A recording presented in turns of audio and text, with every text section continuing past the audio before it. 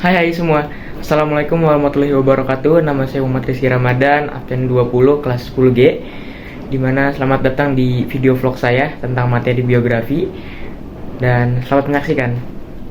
Jadi langkah pertama yang saya lakukan adalah mencari informasi tentang pahlawan di biografi saya, yaitu Kiai Haji Nur Ali, di internet dan sumber-sumber lainnya. Oke, aku mau sedikit cerita kenapa aku milih Kiai Haji Nur Ali sebagai tokoh biografi aku. Jadi itu Kiai Haji Nur Ali itu dijadikan nama jalan di sekitar Lampiri sampai Bekasi, sampai kota Bekasi. Nah, saya tuh sering lewat situ, kadang dalam seminggu ya mungkin 2 kali karena ada les. Nah, udah sih begitu aja.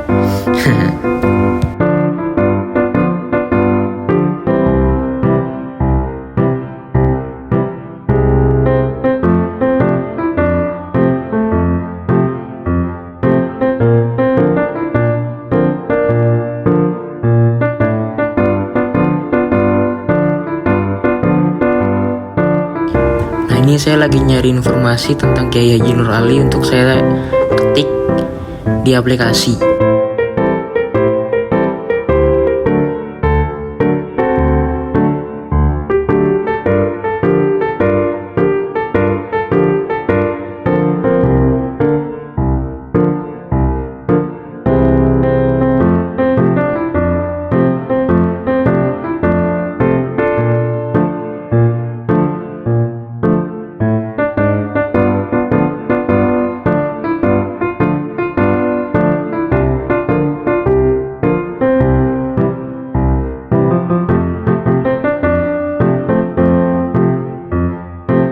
Oke, jadi ini adalah jalannya, yang dimana dari bimbel GO itu, kemudian setelahnya lurusnya langsung Kiai Haji Nur Ali.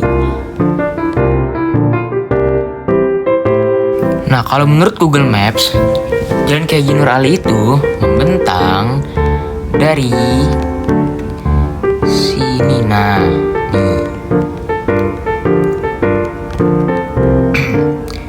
Lebih mundur lagi, sejauh. Nah, dari sekitar sini nih, nah udah berubah namanya dari Kiai Haji Nur Ali. Dari Jalan Raya Kalimalang nih, di Jalan Kiai Haji Nur Ali membentang sampai ke sejauh. Nah, sampai ke BCP atau Bekasi Cyberpark Mall. Dan sini adalah jalan terakhir ya, ujung dari Jalan Kiai Haji Nur Ali. Seperti itu. Nah, jalan ini tuh baru diresmikan namanya sebagai Kiai Haji Nur Ali itu pada tanggal 17 Agustus tahun 2023 oleh pemerintah Kota Bekasi.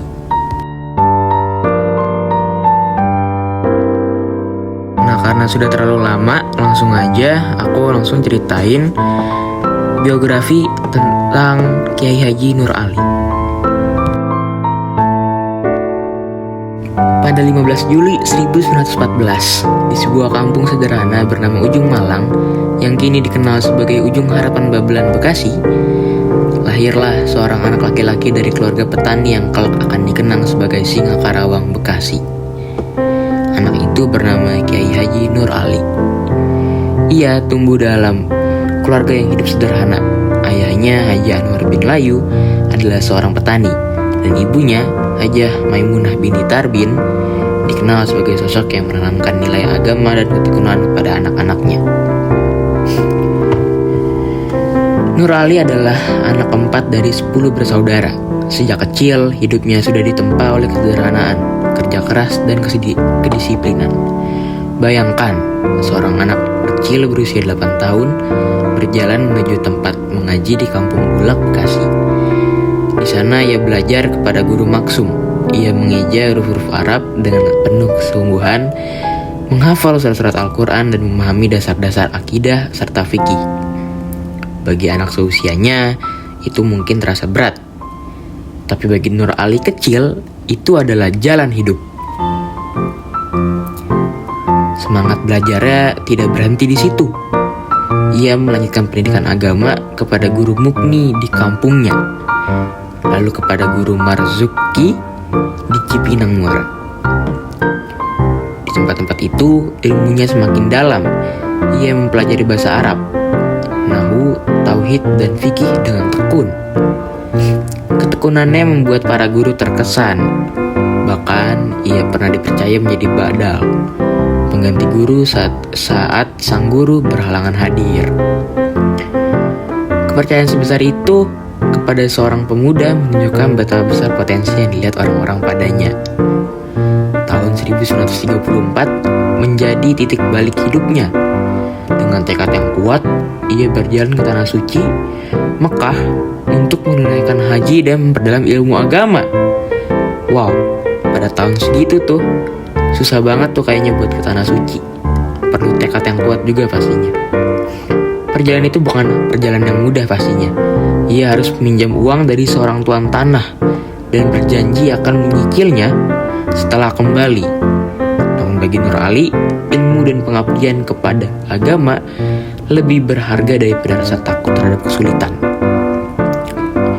Selain tantangan untuk berjalan ke Mekah, ya, dia juga harus berani buat minjam uang ke tuan tanah, Pak. Dan dia akan berjanji akan menyicil lah gitu. Padahal belum tentu berhasil juga akan apa yang dilakukan, tapi dia berani. Selama 6 tahun di Mekah, ya, ia belajar kepada para ulama besar. Di sana wawasannya terbuka luas. Ia tidak hanya mendalami fikih dan tafsir, tetapi juga menyerap pemikiran tentang perjuangan umat dan kesadaran kebangsaan. Di Tanah Suci itu pula, ia dipercaya pemimpin Persatuan Pelajar Betawi. Maaf. Di tengah suasana penjajahan yang masih membelenggu Indonesia, ia mulai memikirkan bagaimana kelak bisa berkontribusi bagi tanah airnya. Awal tahun 1940, ia kembali ke Indonesia. Tanah air yang dicintainya masih berada dalam bayang-bayang penjajahan, sayangnya. Ia tidak memilih hidup tenang sebagai ulama biasa. Ia mendirikan pesantren At-Taqwa di ujung Malang. Pesantren itu bukan sekedar tempat belajar agama.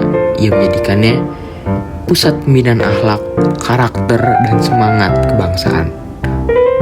Santri-santri di sana tidak hanya diajarkan kitab, tapi juga ditanamkan keberanian dan cinta tanah air. Lalu tibalah 17 Agustus 1945, Indonesia memproklamasikan kemerdekaannya. Namun perjuangan belum selesai. Belanda berusaha kembali menguasai negeri ini. Disinilah peran Nur Ali semakin nyata. Pada 1945, ia membentuk Laskar Rakyat. Dengan sekitar 200 pemuda di wilayah Bekasi, para pemuda itu bukan tentara terlatih, melainkan rakyat biasa yang memiliki tekad mempertahankan kemerdekaan. Nur Ali memimpin mereka dengan keberanian dan ketegasan. Ketika agresi militer Belanda terjadi pada 1947, ia memimpin Batalion 3 Hizbullah untuk mempertahankan wilayah Karawang dan Bekasi. Pertempuran demi pertempuran dilalui dengan penuh risiko. Dalam situasi sulit itu, ia tetap menanamkan kekuatan spiritual kepada pasukannya melalui doa, wirid, dan keyakinan bahwa mereka akan berhasil. Karena keberanian dan keteguhannya, ia dijuluki Singa Karawang Bekasi. Julukan itu bukan sekedar simbol, tapi cerminan dari semangat yang tak gentar menghadapi penjajah. Tahun demi tahun berlalu, pesantren At-Taqwa berkembang dan melahirkan banyak generasi penerus.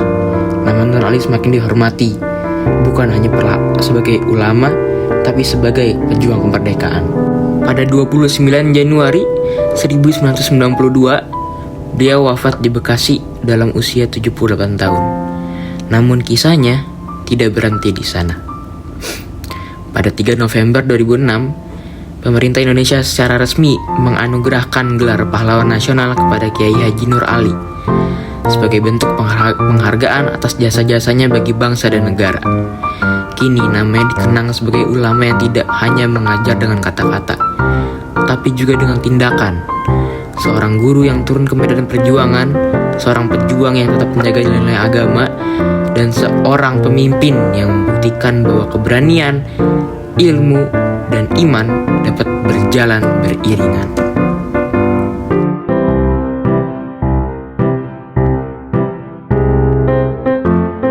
Tidak terasa, ini adalah ujung dari jalan Kiai Haji Nur Ali.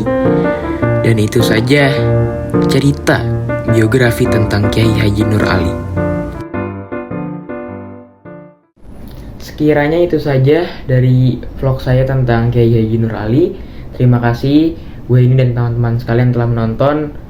Bye.